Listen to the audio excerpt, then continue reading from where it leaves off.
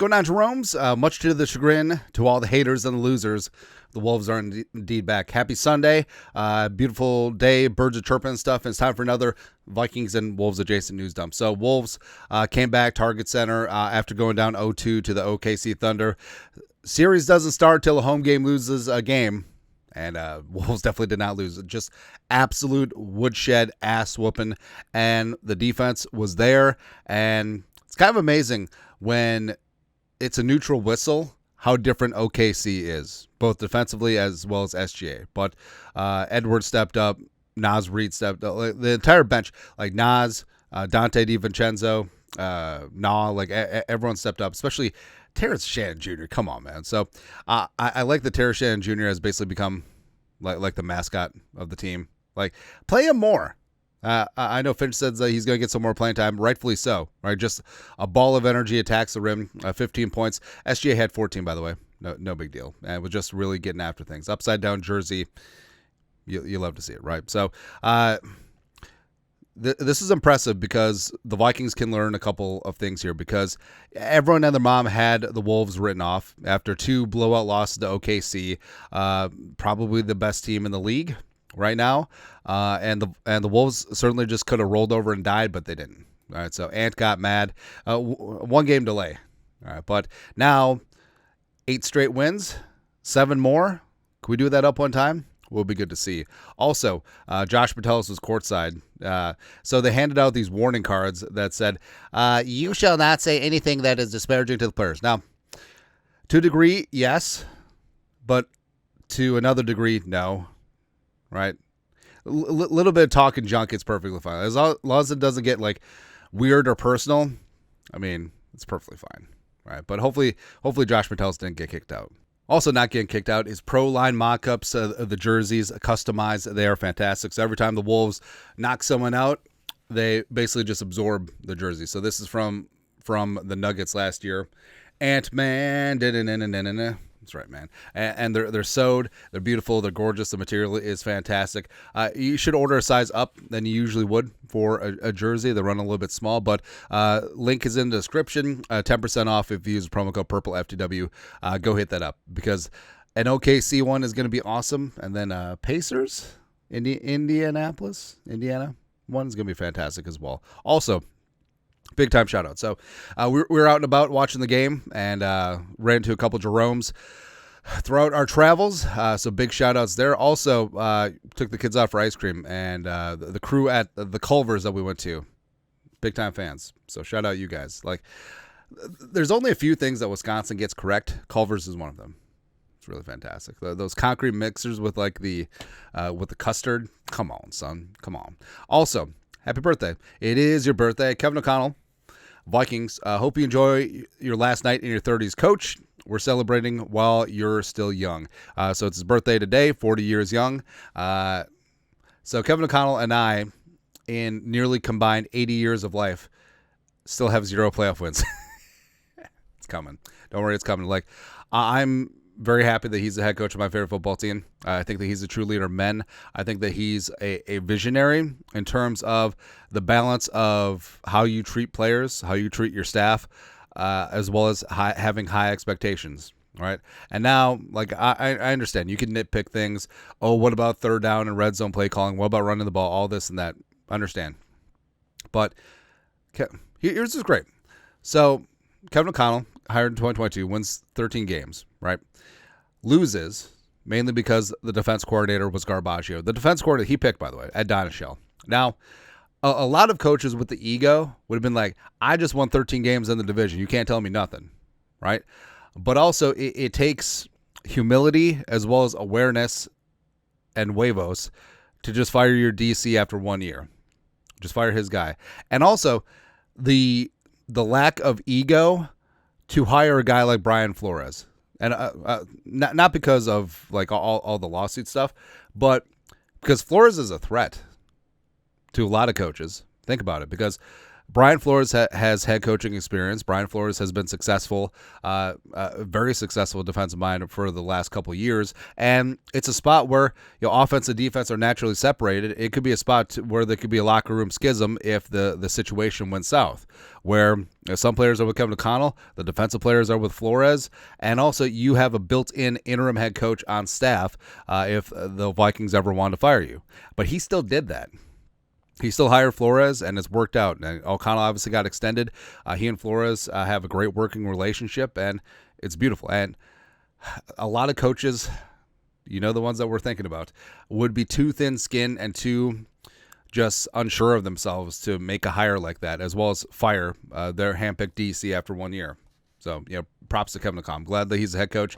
He's going to win a dozen Joe Bartys over the next 10 years. That's going to be great. Also, things start this week. Good. So you got Monday, Memorial Day, respect.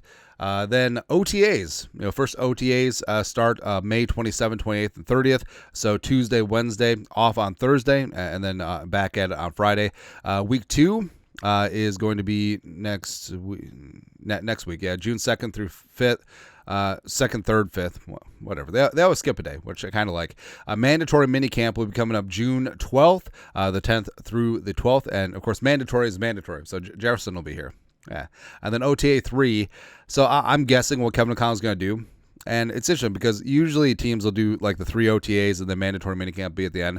Nice little 3-day session at the end in mid-June, and then basically everyone is off until the end of July. About a 6-week stretch of a dead period, which is really the only summer vacation that the players get. But it's smart in that I think that O'Connell will give a lot of the older veterans, the third OTA off. Of course, they're voluntary as it is, but you know what I mean.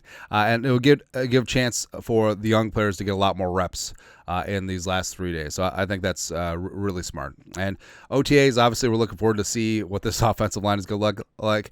I wouldn't be shocked if Jackson starts with the 2s, Brandel with the 1s, but it's just a matter of time. Don't worry about it. Also, Diamond Dallas turned to year 2.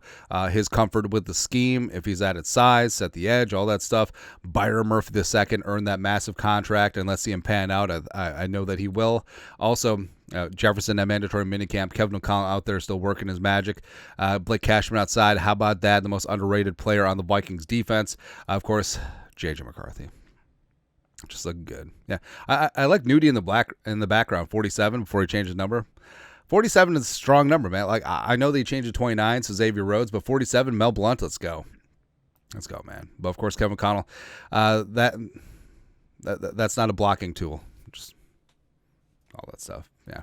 Also, what's really important is the JJ to JJ connection, and we seen it. We saw him. Oh, so congratulations, JJ McCarthy, gonna be a father. Also, his fiance, we incorrectly called her Kayla. It's Katya. Nailed it. But also, he never tried Mike and Ike's before. And then Jefferson's like, yeah. But that connection is going to be very important for the Vikings' success going forward, right? And Jefferson has basically had a gong show of quarterbacks, whether it's Kurt, whether it's Pashnot, whether it's Mullins, whether it's the Mormon Missile, whether it's Darnold, and now it's J.J. McCarthy. I mean, J.J. could be his quarterback for the next 10 years. It would be absolutely fantastic. Long story longer, last week when Justin Jefferson was at league meetings, along with Brian Osama talking about flag football, he was asked by Tom Pelissero, local Smoky, about his connection with J.J. McCarthy. Purple Persuasion. Jefferson, I'm building a relationship with J.J. He's been my locker mate ever since he got here, so lockers right next to each other. So I've been chopping it up with him and being with him outside of football, taking him to the Wolves game, inviting him to my house, and try out, build connection and build that team chemistry because, of course, he's going to be my quarterback. That's my quarterback. In order to have that connection, to have that personal one-on-one connection, we have to know each other besides football. He's a real cool guy. So I think that this is going to be like the buddy cop. This is going to be like the other guys, right? So Jefferson is obviously Mark Wahlberg, and McCarthy is Will Ferrell or something. Actually, no, they'll be The Rock and Samuel L. Jackson, but hopefully with a better ending. Aim for the bushes.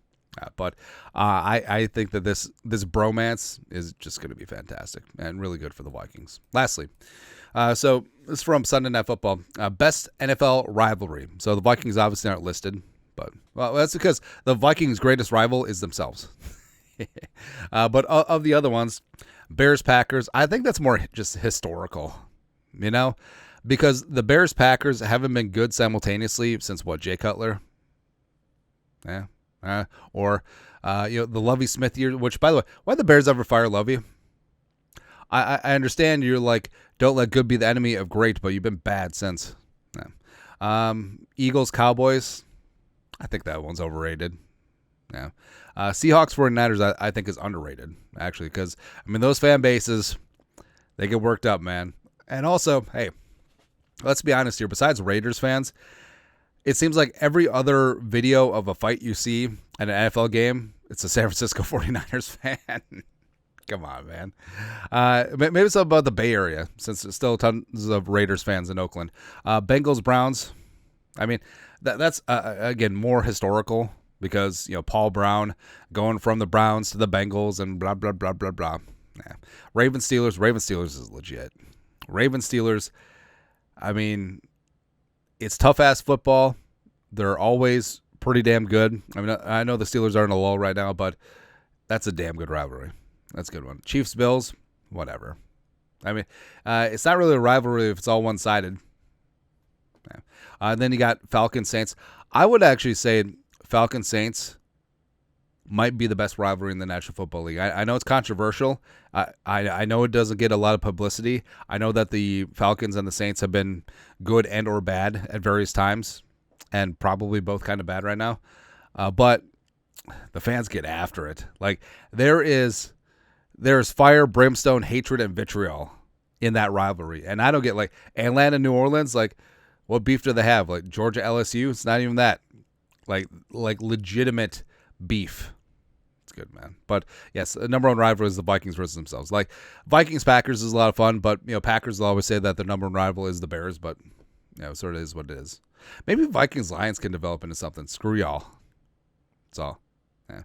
Anyways, that's it. Vikings news up for this beautiful, glorious MFing Sunday. Wolves are indeed back. Wolves in 6 until it ain't. Woo. Let us know your thoughts. Comment section. You guys are the best. You know what to do. Skull production value.